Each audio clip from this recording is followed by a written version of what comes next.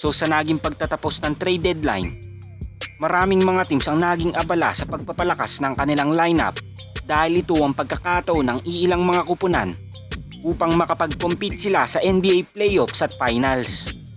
Bagamat Golden State Warriors ang inaasahang magiging agresibo sa trade deadline dahil sa problema nila sa depensa, sa ngayon nga ay tila ba parang naging baliwala lamang ito sa kanilang team. Dahil ang pinakang aksyon lamang na ginawa ng Warriors ngayong trade deadline ay i-trade si Corey Joseph kapalit ng second round pick ng Indiana Pacers. At ngayong may isang bakante na ang roster spot ng Golden State Warriors, posible nga maging plano na nila dito ay pumasok sa buyout market. Dahil kung kukuha man sila dito ng mga dekalibreng manlalaro, siguradong mas makakatipid pa nga ng malaki ang Warriors front office. Dahil kung makakakuha man sila ng mga players dito ay sobrang makakatipid sila sa kanilang luxury tax. Dahil pwedeng nga lang nila itong bigyan ng minimum contract. At ito na nga ang pagkakataon ng Golden State Warriors na gumawa ng pagbabago sa kanilang lineup. Dahil kung ang magiging priority nila sa buyout market ay isang legit center, siguradong mas kakatakutan na sila kung makakapasok man sila ng playoffs. Dahil ito lang naman talaga ang nawawalang pyesa ng Dub Nation kung bakit bumagsak sila sa number 12 spot ng Western Conference.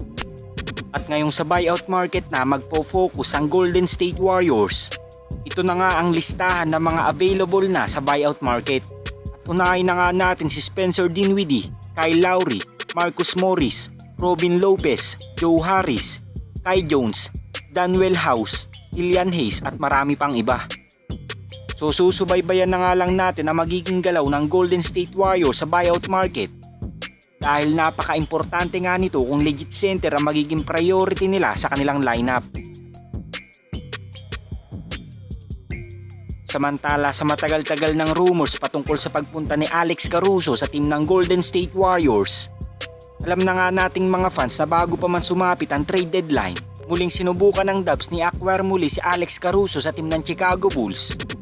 Ngunit sa pakikipag-usap ng Warriors front office sa kabilang team, naging mahaba ang discussion sa trade na ito dahil ang kagustuhan ang makuha ng Chicago Bulls ay si Jonathan Kuminga or si Moses Moody.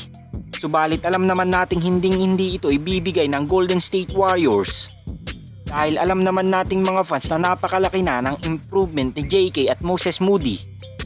At masasabi natin na kahit nasa batang edad pa lamang ito ay nakakapagbigay naman ito ng impact sa team ng Warriors. At dahil sa pagpipilit ng Chicago Bulls na makuha ang dalawang player na ito, unti-unti na nga sinara ng Warriors ang usapang ito sa hindi pagkakasundo ng magkabilang team.